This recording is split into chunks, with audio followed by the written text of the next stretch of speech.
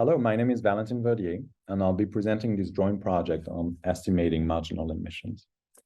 Marginal emissions capture changes in emissions across the grid due to changes in electricity consumption across the grid. For instance, if I increase electricity consumption in New York, what are the plants that are responding to this change and what are the resulting emissions? Marginal emissions are central to policymaking. For instance, if I am building a new hydrogen plant, I may wish to know what are marginal emissions across the grid and then pick the location with the lowest marginal emissions in order to minimize my environmental impact. Conversely, if I'm upgrading the electrical grid, I may wish to pick the location with the highest marginal emissions in order to maximize reductions in emissions. This is also reflected in the 2021 Infrastructure Act, which requires a public reporting of marginal emissions. The problem is that marginal emissions are hard to measure. To understand this, consider the structure of the US electrical grid, which is divided into three interconnections. In this talk, I'm going to concentrate on the eastern interconnection, which is depicted in green here.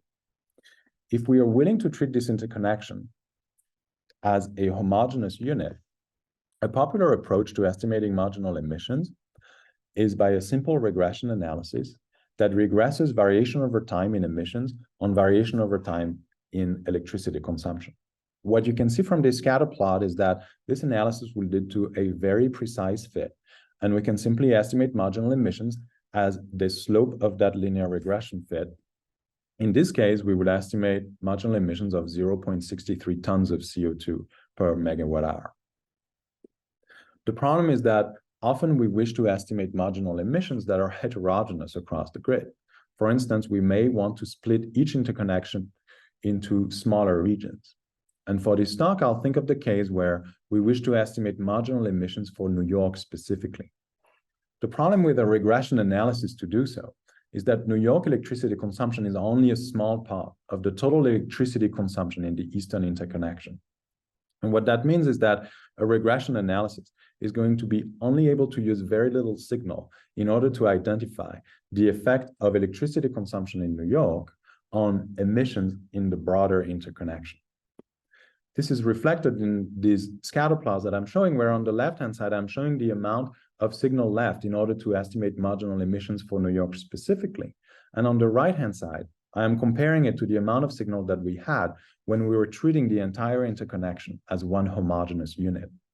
We can see that in this case, even though we can technically estimate marginal emissions here at 0.83 tons of CO2 per megawatt hour, there's clearly too much noise for these results to be useful. Our proposed solution is to use balancing constraints of the electrical grid. Namely, we propose estimating each power plant's response to changes in consumption as a share of the total response. We show that that leads to a naturally regularized version of lasso, where the researcher does not need to pick a penalization parameter, and it is instead given by the structure of the problem. Once these shares are estimated, they can be combined with the emission profile of each plant to estimate marginal emissions. We developed new statistical theory for this method, which in particular allows us to propose standard errors and confidence intervals with our results. Finally, we apply our new method to the data in order to check whether our method is yielding a plausible model selection and reliable estimates of marginal emissions. One of the examples of checks that we do with our method is to look at the geographic location of marginal generation. Here I am showing what power plants are estimated to respond to a change in consumption in New York. On the left-hand side, when we use our method, we see that we predictably obtain plants that are tightly located around New York.